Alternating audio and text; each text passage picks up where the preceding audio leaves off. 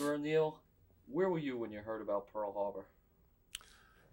Believe it or not, I was taking a physical to go into the service. We had re- reported at the uh, Armory at 7th Avenue in Washington, in Phoenix, at 6 o'clock in the morning. And we went to a physical and all. And when I got home about 5 or 6 o'clock that evening, we were told that Pearl Harbor had been bombed. A lot of people didn't know where Pearl Harbor was, but naturally, being from the West and all, and relatives in California, I knew where Pearl Harbor was. But I was taking my first physical because we were drafted into the service, and I was taking my physical at December the 7th, 1941. What was your reaction? Well, I it wouldn't affect me because I was in school and having a lot of fun and chasing the girls and all like that. So I I uh, I didn't have any reaction. So Pearl Harbor until week 10 days later, and then when we found out that so many guys had been killed, and then especially when I hit us, the USS Arizona, and the about 1,000 and some fellas were buried in the ocean there, then it really had an effect on me and all. I understand you have one of the shortest Army careers ever as a private. Oh, yeah. Right. When I was when we had our physical and we went to Fort MacArthur, California, in San Pedro, California, and I did not know that they were getting ready to send 600 Negro troops to Roswell, New Mexico, and I maybe it's on my size and all. The Captain Burton said, "O'Neill, I'm going to use you." I didn't know what he was talking about. When I were drafted in 1942, you would they'd say bring enough clothes for 3 days, and you would take a physical and get shots and all. And on the third day, he said, we called him into the office and said, "O'Neill, I would like for you to be a temporary sergeant."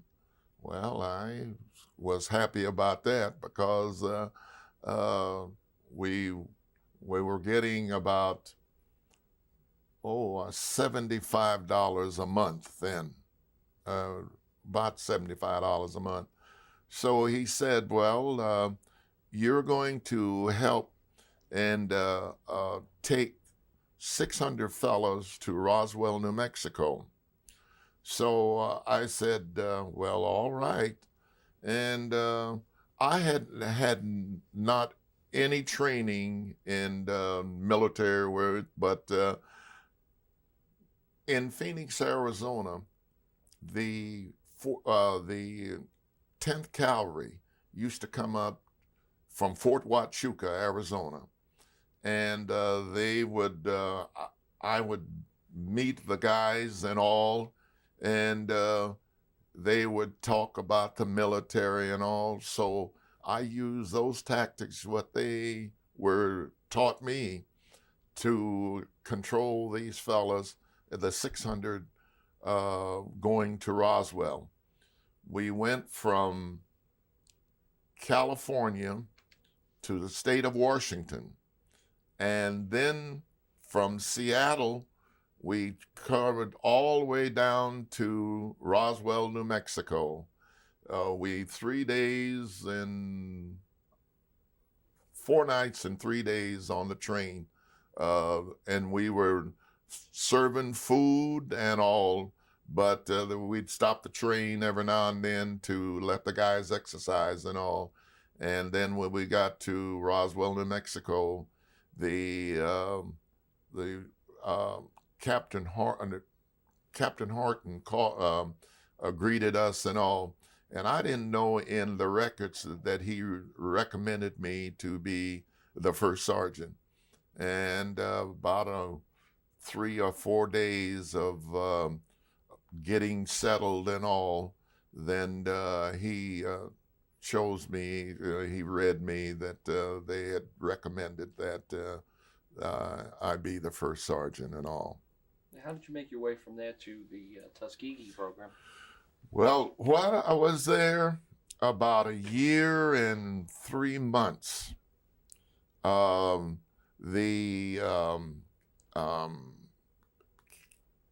Lieutenant Monroe from Baton Rouge, Louisiana, he had asked me that I'd heard about the Tuskegee Airmen. And I said, yes, I'd heard about it because of the Pittsburgh Courier and the Chicago Defender and all. But I realized that I was too large from the get-go in order to be a pilot and all. So, but he says, go down there and try it out. So they published orders to send me to OCS down at Miami Beach. But in the meantime, the orders were a leave to go down to Tuskegee and see whether or not I could get into the program, because at that time I was about 6'2" and weighing about 220, 225, something like that.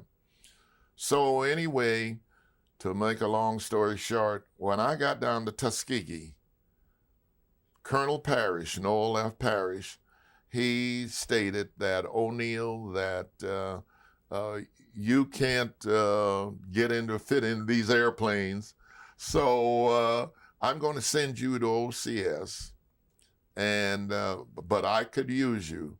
And they sent me to OCS, and I was in the class that we stayed 120 days. You know, they used to call them 90-day wonders.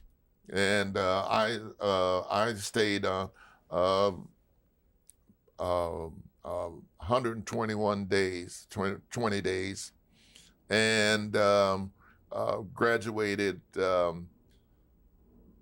6th of January, 1944. And then we got back to Tuskegee, and I was assigned to the physical education. Tell me about Colonel Parrish. What sort of man was he? A fine fellow.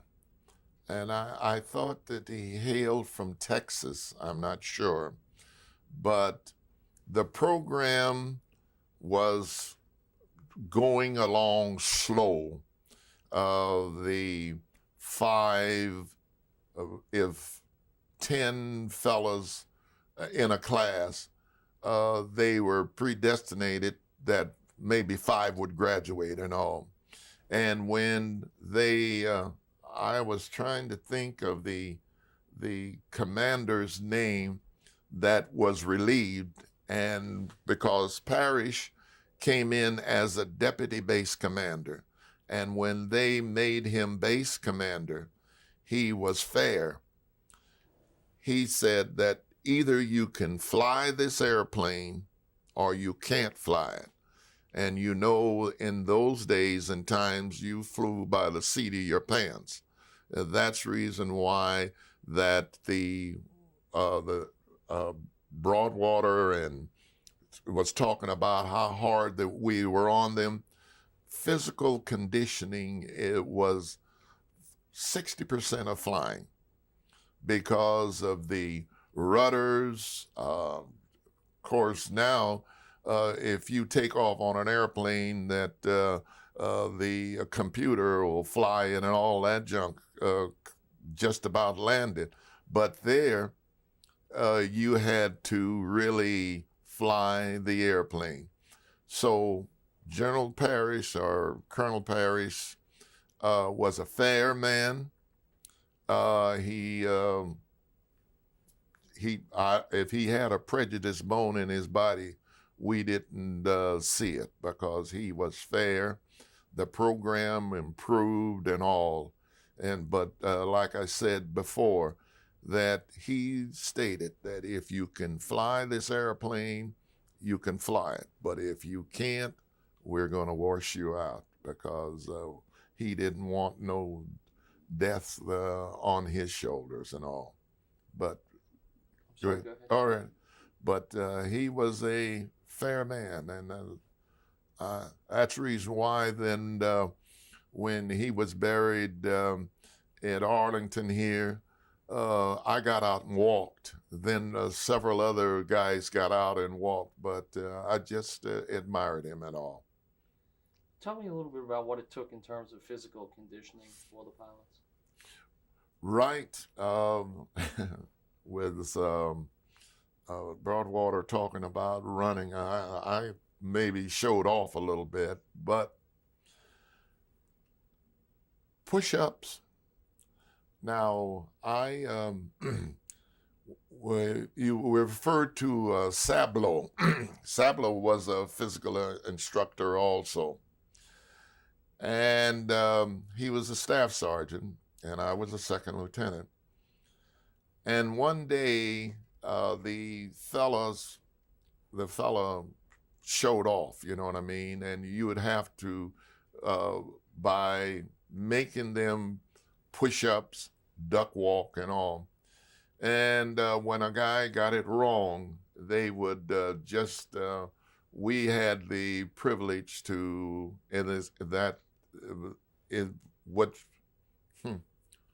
instructor had the privilege of chastising him, punishing him. And I was knowing football and my knees and all, that they were duck walking people for punishment and all. And I got to Elrich Williams and told him that you were ruining the fella's physical condition, and especially of the knees, by duck walking. But you have to be in physical conditioning all the way in order to fly that airplane. And your rest was concerned and all, but you had to be in top physical condition. Your legs, you would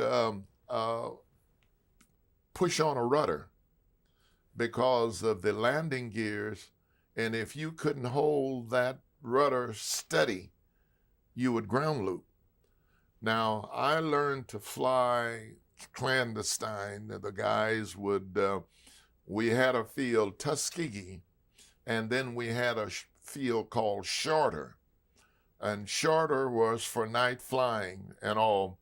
But whenever Hugh White or Herky Perry, when we were going cross country, we were flying up to Washington or flying up to Chicago and all, they would take off and land at Charter, and then let me get in the controls, and I would fly maybe to, say, for instance, that we were coming up this way, we would come for Columbia, South Carolina, and gas up there. And then we would either, when we were going to New York, we would fly out over the ocean and go into Atlantic City. And then from Atlantic City, go into Mitchell Field in New York.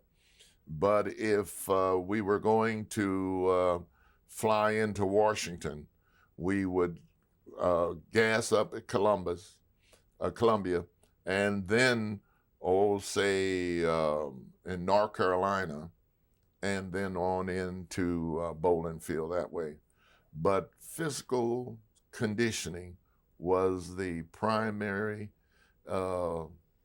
say 60, 70% of flying. Do you think the Tuskegee guys were in better shape than other pilots at that point? Well, I don't know. But of course, I didn't know, I didn't get a chance to get say, for instance, Biloxi, Mississippi, how they trained there. Any of the other places, we didn't get a chance to find out how they trained them as far as physical conditioning is concerned. But we knew good and well that the guys that we had, see, for instance, like I had 3 classes. I had a class at 7:30 in the morning, 11:30 in the morning, and 2:30 in the afternoons. And Monday, Wednesdays, and Fridays, we cross country. And we'd run 15 miles.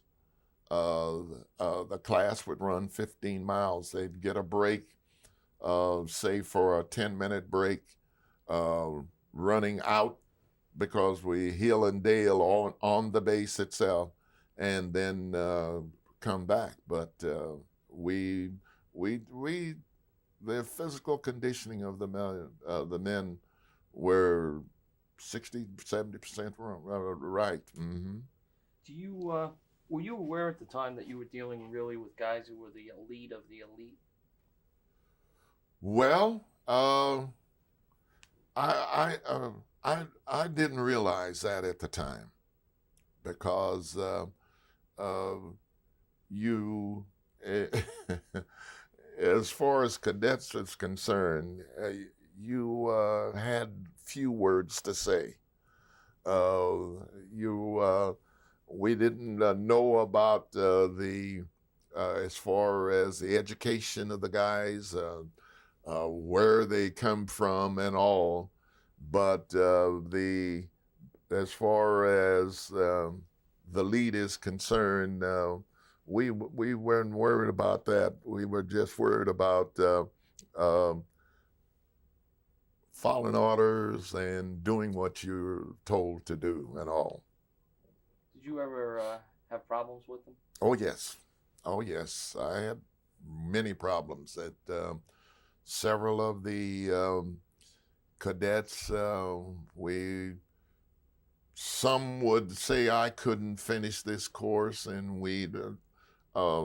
if I'd got a call in the BOQ, so-and-so is having problems, we'd go up 2 or 3 o'clock in the morning and talk to them and all. And but the discipline, it was really tough, and the fellas knew what the final end would be. So we had problems just like anybody else, but it was minimized as far as the training is concerned, because they knew what they wanted, and those were the wings to fly that airplane. Yeah. Where did that discipline come from? Was it from General Davis or from Well, oh boy, General Davis was, Lord, I'm telling you. We would have a staff meeting every Monday morning when I became Provost Marshal. We would have a staff meeting, and if you weren't prepared, see, for instance, that you would hem and haw about a report that he would ask you about, and then the second person at him and all, he would abruptly close the meeting and say, we're going to meet at 2:30 this afternoon, and please prepare your report and give a decent report. But we used to say that General Davis slept at attention. It's yes, but the discipline was fine. It was really it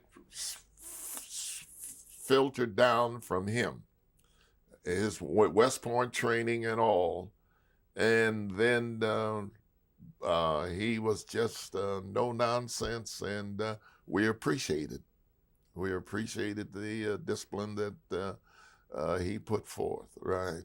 Mm. Did he command universal respect among the? Oh yes, yes, yes. Boy, in the way he carried himself, the way that he gave orders and all, that he commanded respect and all. Of course, a lot of them didn't like him, but other than that, but you know good and well that he just didn't no nonsense. That was it. Yeah. Yeah. You have kind of the reputation as the guy who was the enforcer a little bit. You made sure everybody toed the line. Well, it goes back to the days of my father. My father was about 5'9". My mother was 6'1", and he just didn't because he was a policeman. He was a policeman for 25 years. He was a deputy sheriff for 4 years under a fellow by the name of McFadden in Phoenix, Arizona. And then he moved to the city, and the remainder of his 21 years he was at. But we couldn't stand on the corner like fellas would stand.